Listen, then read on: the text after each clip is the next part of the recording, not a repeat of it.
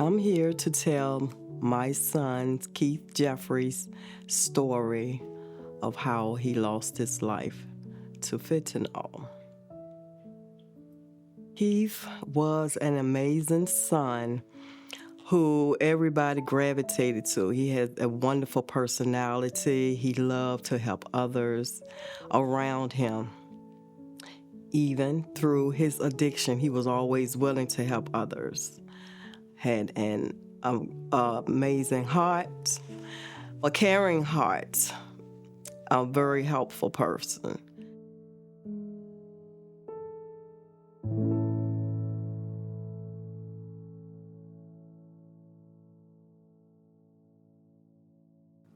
He was doing good in school, but as time went on, I started noticing he was struggling academically, and I got a call from his teacher asking me to come and talk with them about Keith, because she said at first he was, doing well academically, but then she started noticing him drifting away, daydreaming a lot in school, in the classroom. He was helping his roommates with their work, but then all that came to a halt. So, when I went up there to talk to the teacher about Keith, she was asking me what was going on, and I thought it was just, me and her. His father had split up, and it was, problems with that, with him, acting out in class and not wanting to participate. As time went on and Keith was about 12, I started noticing more things going on with him, not wanting to go to school, skipping school and things like that. And he told me, Mom, I want to talk to you about something. Someone gave me a Percocet pill. And he said, and I took it. I don't want to tell you who did it, but a friend gave me a pill, and I took the pill. And that's when I started noticing, his behavior start becoming more and more, him not wanting to go to school, acting out and things like that. He started on the pills. My brother, he was, I would say, the life of the party. He had a really big heart. He would give you the shirt off his back. Yes. We're actually 4 years apart, so he was my baby brother. And he was always so courteous of other people. When I say that, it's like he always cared about what other people needed or wanted or whatever. He really loved people. He was a people person. I had Keith in and out of rehabs. Over the years, he's been to Rubicon in Richmond, Virginia. Keith has been to the McShin program in Richmond, Virginia. He went to the Arlington program for men. Keith has went to Kentucky 2 or 3 times to help him with his addiction. He was excited to go to get the help he needed. There are several times he had, he went on his own. He wanted to go on his own to do this. The courts had, asked Keith to go to the program because they wanted to help Keith. The judge wanted to help Keith. He was on probation because of his drug problem. And the judge had said, we're trying to help you, we're trying to save you, so we're going to put you in a program to try to help you. And that's what, his struggle was coming from, back and forth in the programs, trying to get the necessary help that he needed over the years. During the time that we both were in addiction together, it really wasn't a problem because like I said, it felt normal. So this is just how we do. That's how I felt during that time. But after going through rehab for myself and being able to see things in a different lens, it was hard seeing him still struggle. He went to Kentucky several times, and I went with him. I went with Keith because his addiction became my addiction.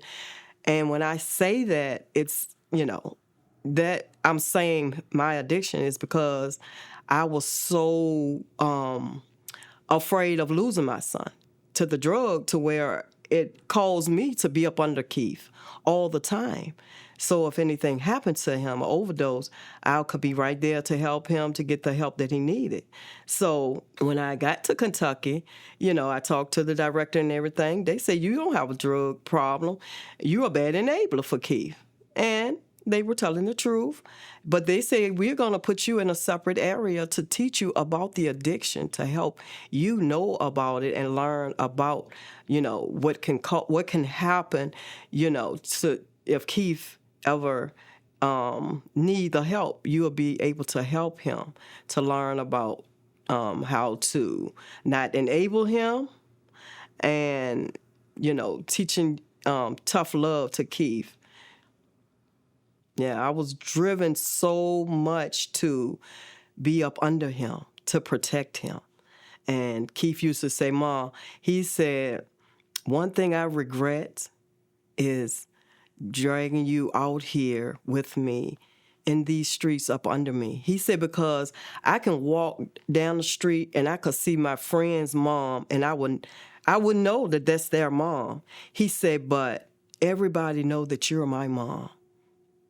He said, and it could be a good thing and it can be a dangerous thing.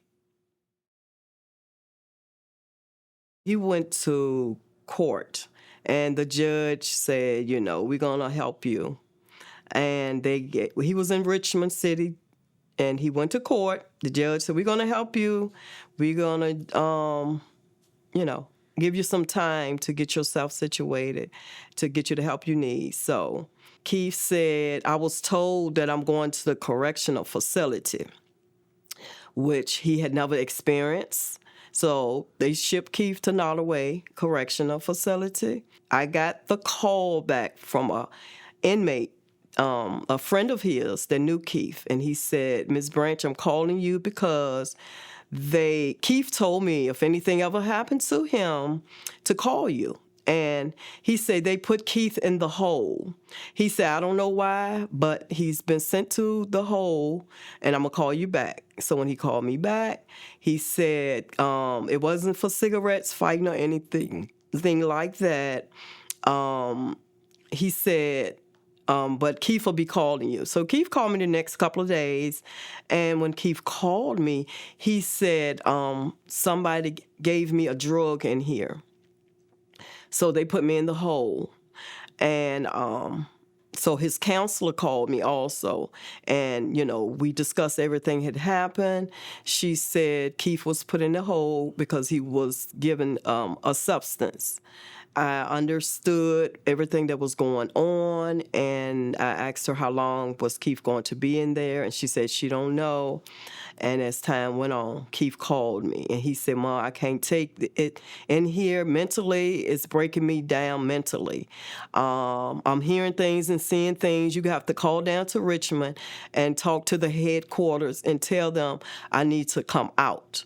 So I called down to Richmond, and I talked to the headquarters down there, and they contacted the jail, and I talked to Keith's counselor, Ms. Johnson, down Nottoway. She said, at this point, Ms. Branch, we're trying to drag Keith out. He's afraid to come out now. He's afraid somebody is trying to harm him. And they had to literally drag him out of the hole, out of Nottoway Correctional Facility. So he was dealing with mental challenges then when Keith came out the hole. When Keith came home, he was different. He was dealing with psychosis. He was hearing things and seeing things.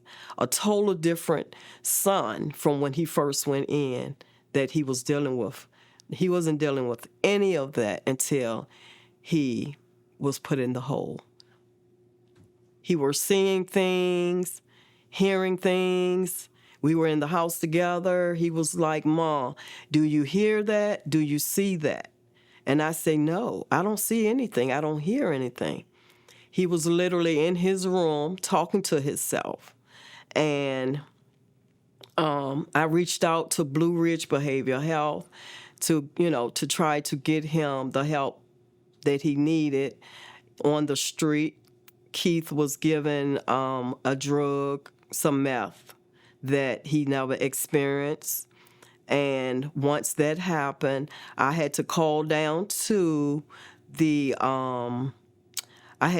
go down to the police department in Roanoke and ask them to help me with my son. And I had to do an emergency custody order to have him put in Kloxxado, which is a mental hospital for, mental health.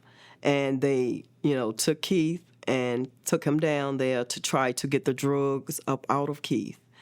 And for a while, he was down there. But as time went on, they had to release, Keith back to me.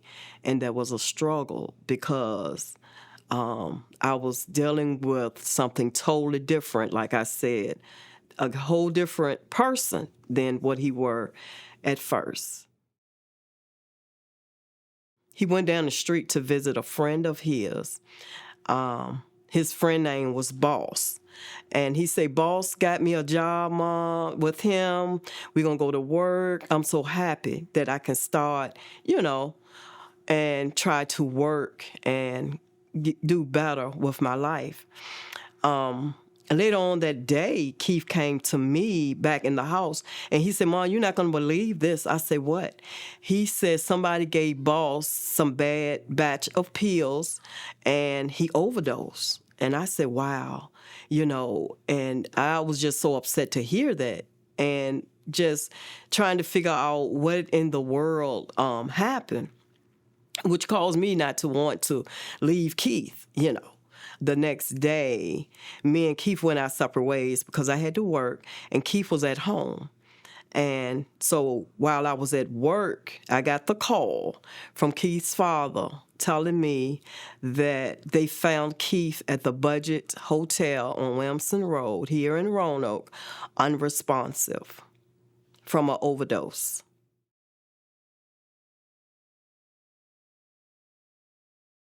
Somebody had given him some fentanyl.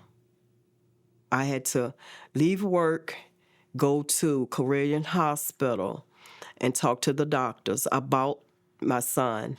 And they were telling me that right now he's on the ventilator, which is keeping Keith alive. And I was just still in shock. I didn't want to live. I didn't want to. At that point, I wasn't hearing anything, what they had to say. I was just devastated. I was devastated that I had lost my son to that drug that he have never tried a day in his life. Actually, I got a call from my father at that time. He lives down in Georgia, and I got a call from him letting me know that he was in the hospital. I didn't know that he had died. I just knew that he was in the hospital. And by the time I got to the hospital and was able to talk with the doctors and they explained to me what was going on, that's when I knew that he had already passed. And the ventilator was kind of just keeping his body breathing for us, for the family. They had told us that his brain was already brain dead. The oxygen that was supposed to be going to his brain, he had been there for too long. Yeah, they kept him on the ventilator for a couple of days because they wanted me and his father to make a decision on, what to do. But the doctor explained to me that his brain was gone, you know. The drug hit his brain instantly. It hit his brain, and if his brain is not, you know, operating, working, his organ's gonna shut down anyway. So, and, you know, I beg and plead, please don't, you know, this can't be happening. Can you save Keith? And, you know, so they told me I could get up in the bed with my son and hug him and, you know, talk to him and hold him, and that's what I did.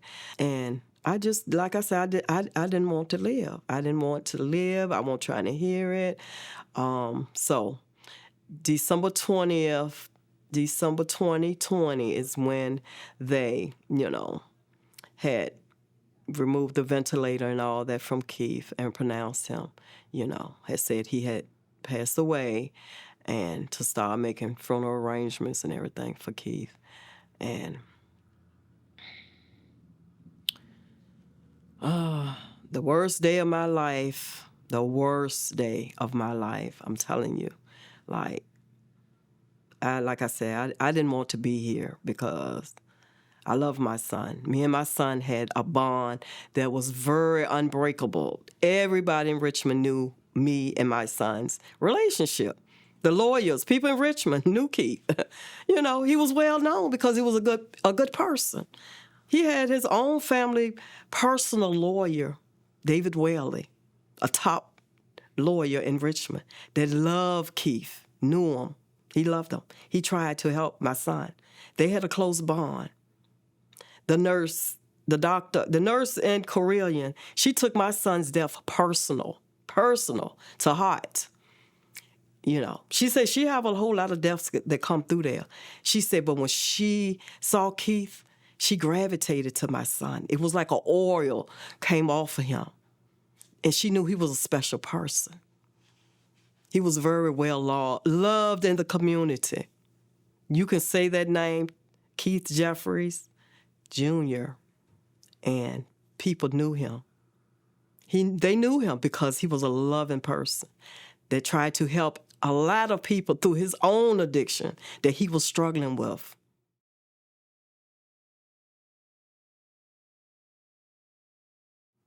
He touched a whole lot of people. A whole lot of people. And he always told me, Mom, live your life. Be happy. You have done all you can do for me. You have done all you could do for me. And I know I was a bad enabler, you know. But when you don't know certain things about an addiction and you don't want to see your child go out here and commit crimes to get the drug, then you're going to do whatever it takes to try to avoid that. So I started giving Keith my money, my bill money to help him. You know, Mom's sick. I can't get up. I can't get out the bed. I can't move. I can't work. Can you help me? I started giving Keith my money to help with his addiction. So that made my bills being late, you know. I had bought a house. So, you know, I had to make a decision. Eventually I sold my house. I didn't lose it, but I'm a nurse that I've been doing this for 38 years, taking care of my children in the medical field. Yeah, so Keith addiction became my addiction because I would start giving Keith my money, which was keeping a roof over our head to provide for him and my daughter, you know. So once I started doing that, I started noticing like, oh, my bills is getting behind. I can't provide. You know, I can't do this. But no matter how much I say I can't do it, it's a mother's love, you know. So next thing I know, I'm homeless. I'm homeless because my son addiction caused me and Keith to become homeless on the streets. Everywhere Keith will call me at the drop of a dime. I don't care what I'm doing, I would drop it. Mom, come and help me. Mom, come and pick me up. You know, Keith was 3 days. I remember him tired from not getting no rest. He was driving 2:00 in the morning in Richmond. and he was tired. He had dozed off driving an SUV in a shopping parking lot. He flipped the truck over in the parking lot, and he flipped it over 2:00 in the morning, and they said that what saved him because there was no traffic around. And Keith tried to push. He was kicking the windshield out, trying to get out, and his lungs collapsed. He couldn't push. He couldn't kick no more. And the ambulance came. They took him to medical college, MCV, and he was in ICU. They saved his life again. But like I said, my son addiction allowed me and him to become homeless because, I was so scared that I was going to lose my son's life. And, I done talked to God several times, and I said, God, I'm giving him back to you because he was yours first. I'm giving him to you, and, please help us. Please help me with my son. I can't do this alone. And God has saved Keith several times in ICU. He saved him over and over again. And I was trying to save him. But, that was out of my hand. I was trying to be God, and I wasn't God. I couldn't save him. No matter what I tried to do as a mother, I could not save Keith. So we became homeless, and his best friend, mother, took me and Keith in that he grew up with, a friend of his, Miss Robinson. She took us in and helped us. And I still was working, trying to work, but Keith was always on my mind. When he wasn't under me, I'm constantly thinking about him and trying to, work, can't work, calling in on my job, because if I wasn't under him, then I felt like I couldn't protect him. If somebody gonna give him something bad, if somebody gonna help him if he's overdosing. So me being the mother that I was, I lost it all trying to help my son's addiction. How you doing now? I'm doing wonderful now, and I'm doing wonderful because my son and what I do now is live the life that Keith have asked me to live. He say, live your life, be happy, because you have done everything possible that a mother could do for a child. He said, this is my struggle, this is my story, and there's nothing more that you can do for me. So what I do now is I live by his words. He would not want me to take my life based off of how he, his addiction, his life was. He want me to tell his story. He want me to help others to be able to help others that's going through the same thing that he went through. The addiction does not discriminate. It doesn't discriminate. And you just never know, because my brother growing up, he played sports. He was a very playful little boy. We played, we fought, as siblings do. And I would have never thought that I would have lost my brother to drugs. I would have never thought that.